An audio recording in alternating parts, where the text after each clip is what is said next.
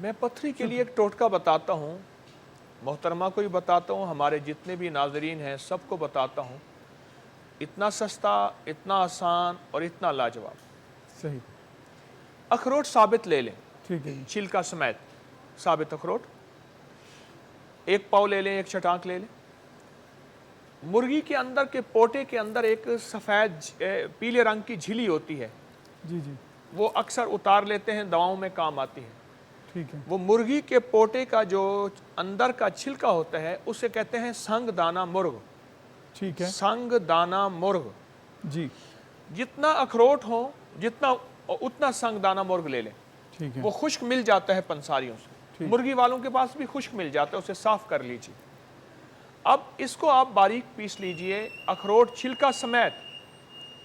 अब ये 1 चम्मच सुबह दोपहर शाम लीजिए, सुबह शाम लीजिए। गुर्दे फेल होने और गुर्दे की पथरी होने के लिए लाजवाब चीज़ है। ठीक है। इतना आसान टोटका है। सही, मतलब ठीक। अखरोट का कवर भी साथ ही साथ पीस साथ देना। कूटना है। ठीक है। वही कवर तो जाके उस पथरी को बाहर निकालेगा। ठीक है। और संग दाना मुर्ग, ये दोनों हम वज़न। और ये सुबह शाम दोपहर? जी, सुबह दोपहर शाम। ठीक है, उस तरह खा लें। और दूसरा जो इनका सवाल है, जी उस सवाल में एक वजीफ़ा अर्ज़ करूँगा, जी। और उस वजीफ़े को लाजम ये कुछ अरसा करेंगे। जो उनकी आपस में लड़ाई होती है वो जी, जी। बता रहे थे।